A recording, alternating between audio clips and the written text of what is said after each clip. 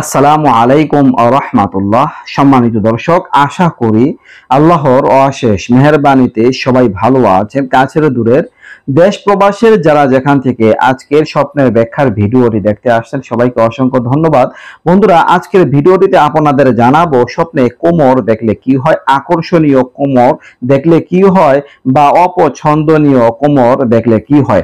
আমরা যদি এরকম স্বপ্ন দেখি, দর্শক আল্লাহ ইবনে সির রাহমাতুল্লাহি আলাইহি তিনি কি তুলে ধরেছেন স্বপ্নের তাবির নামক গ্রন্থ থেকে গুরুত্বপূর্ণ ব্যাখ্যাগুলো শেয়ার করব। আপনাদের প্রত্যেকের দেখা দরকার, অনেকটাই উপকৃত হতে পারবেন ইনশাআল্লাহ।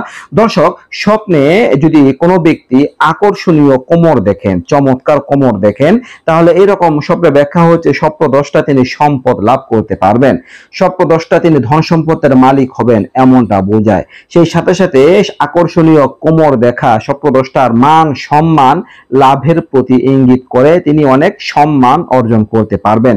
দর্শক, আমরা অনেকেই সম্পদের মালিক হতে চাই, আমরা কেউ অভাবে থাকতে চাই না, টাকা পয়সা ছাড়া থাকতে চাই না। দর্শক, আপনি টাকা পয়সার মালিক হবেন কিনা বা কতটুকু সম্পদের মালিক হবেন এই সম্পর্কে আল্লাহ তাআলা ভালো জানেন। তবে এমন কিছু স্বপ্ন আছে যেগুলো দেখার দ্বারা ইঙ্গিত বহন করবে যে আপনার হাতে সম্পদ আসতে চলেছে।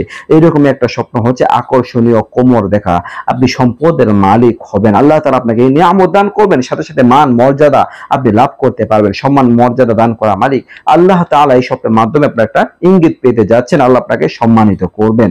দর্শক, যদি কোনো অবিবাহিত পুরুষ স্বপ্নে এই খুব সুন্দর কোমর দেখেন, আকর্ষণীয় কোমর দেখেন, তাহলে সে এমন মহিলাকে বিবাহ করবে যার কোমরটা সুন্দর হবে, যার এই কোমরটা অনেক আকর্ষণীয় হবে। মানে একটা অবিবাহিত পুরুষ যেই রকম কোমর স্বপ্ন দেখবেন ওই রকমই বিবাহ সে করতে পারবেন।